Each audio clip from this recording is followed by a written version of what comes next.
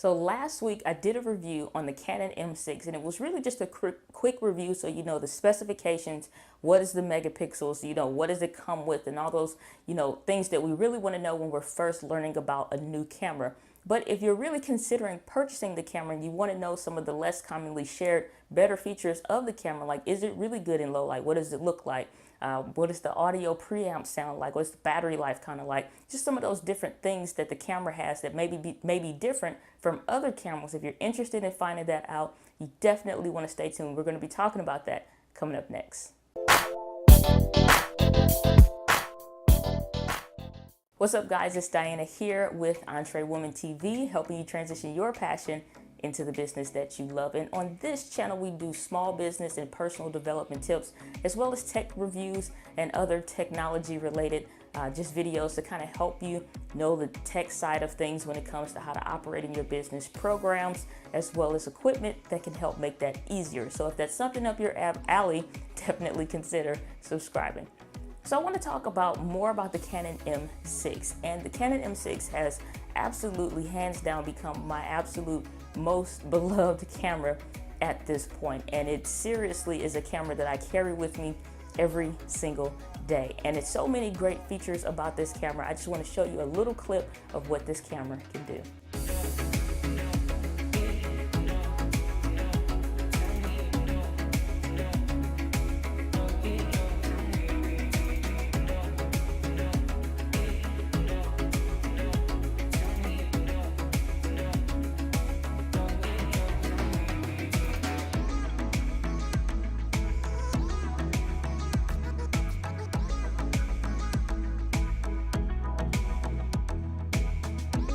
So this camera is pretty freaking neat. It is just so lightweight, so easy to carry. It's just like the whole setup that I have went from having a big bulky, you know, camera bag, and I need this and extra space for this. It was crazy. But with the Canon M6, I was able to just really condense everything into just a small package, have even more of the features that I really wanted with the M3 and the T5i that it didn't have that this one does. So again, one of the big factors when it comes to the Canon M6 is that it doesn't have 4K. Just have to keep bringing that up because that is huge and it's a really big deal in the market right now. So if that's something that is important to you, then it doesn't have it. But it does have a lot of other commendable features, and I want to talk about some of those.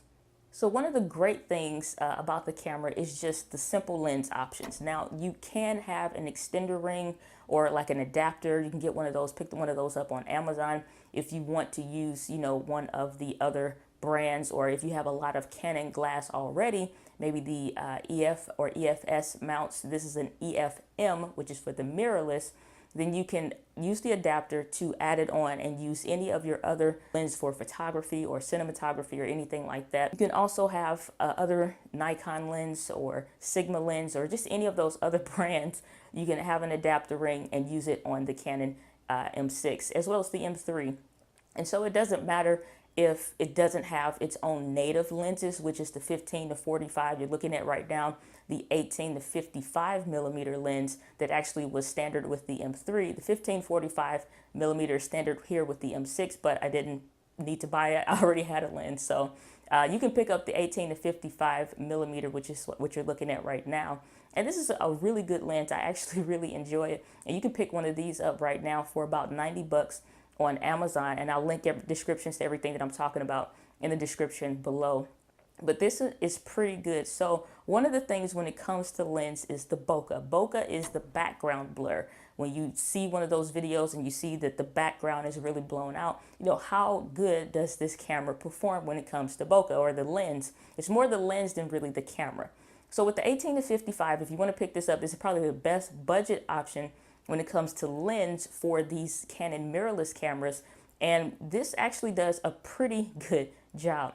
You can see right now on the screen, you can see I had just set up a little display here with a CD camera, and then you have the bookshelf kind of in the background. And just with the touch autofocus, it just snaps right to exactly whatever it is that I touch, and it goes straight to it and blurs everything else out. Or if I just want to have just one particular item in focus, everything else is autofocus. Now it also has something that I hadn't experienced before. I had experienced it with the M3, but with the T5i, it did not have where it had focus peaking.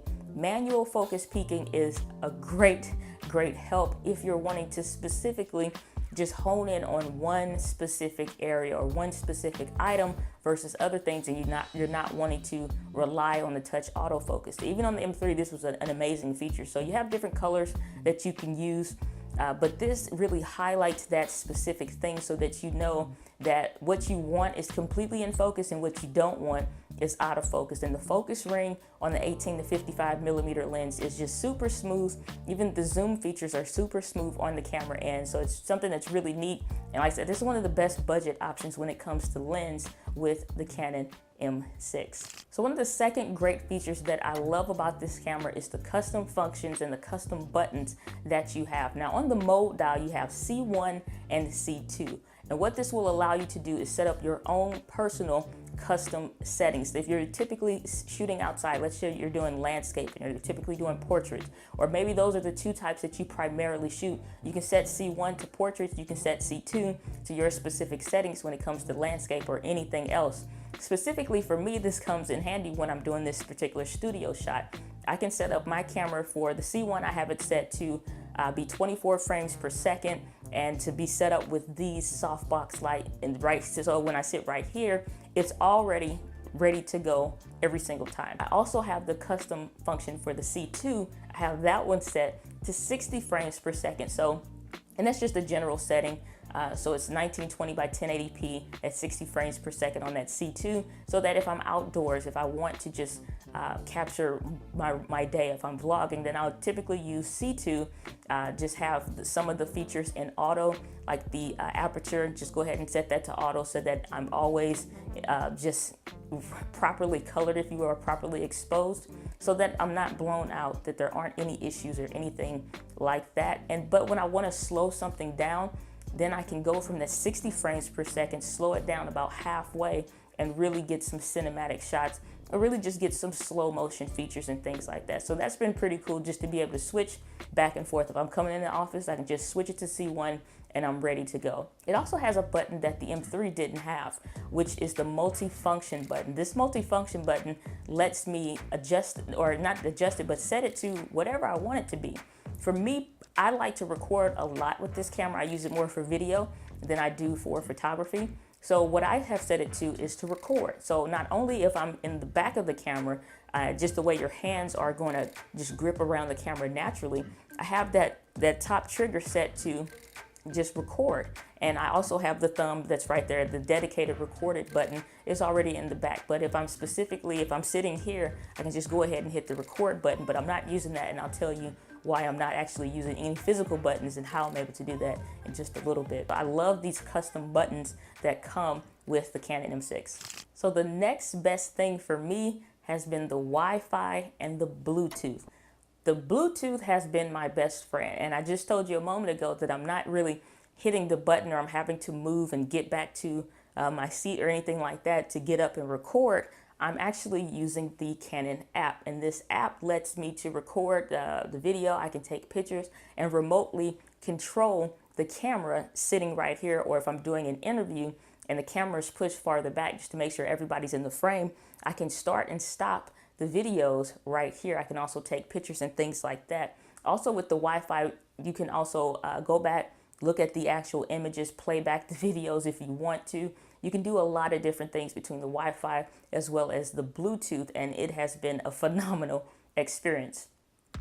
Now it does have the NFC, or near field communication feature built in, and that is on the bottom of the camera, but I couldn't find out where this was located on my camera, on my cell phone, to be able to use it with it. So I haven't experienced that. I tried a couple different times. I couldn't get it to connect, or couldn't really figure out how to get it to work. But between Bluetooth and Wi-Fi, I kind of don't need it. So it's just something extra if you do have that, or if you're used to using that on your phone and your camera already. So one of the big questions is battery life. How good of a battery life can these small cameras have? Well, it's about what you would expect. So whether you're using a third-party battery or just a dedicated Canon branded battery, then you're going to get about 1 hour of video, and that's just straight video. So it doesn't matter if you start or stop the videos, or if you're just letting it run continuously or whatever, then you're going to get about an hour record time. Now, I've heard reports of about 3 to 4 hours of someone taking pictures, but you have to think that's, you know, walking over here, taking a few photos, turning the camera off. They may walk to another site and things like that, or they're at a wedding, so they're taking pictures intermittently. So that's kind of where you're able to get more time on that. And I think it could have been maybe upwards of 2,400-ish, you know, images that they were able to capture. I'm not exactly sure on that, so you may want to Google it or do some more research if you're specifically getting this camera for photography. Again, I use it for video, so, you know, any pictures I take are far and few between. So when it comes to battery life, you could spend about $50, maybe even $60 just for the branded Canon batteries. And they're gonna come with one of these. They're gonna have a wall mount where you just put the battery there and then it flips in. This is what comes in the box. I just got the body, so I didn't get the whole kit, but this is essentially what you'll get. I believe they may have where you can purchase one that is has a USB connector on it. I'm not really sure about that, but this is the one that came in the box, and it was the same way with the Canon M3. Now with aftermarket batteries, I'm using the Autofocus, I think that's how it's pronounced, the Autofocus batteries. I call these the Oprah batteries just because it's such a tongue twister. Oprah has nothing to do with this, but it fits for me. And so these Autofocus batteries are the exact same as the Canon dedicated batteries or what have you. So these are third-party batteries, and they work the exact same way. The only drawback is that you cannot see what your battery life is directly on the screen. With the native Canon batteries, then you're able to record, do whatever, and you can see as those meters begin to drop down, versus with these, you don't know. And it's not up until you get to the end of the battery life and then it starts to blink and flash red. At least you get that bit of a notice to say, hey, we're about to cut off here.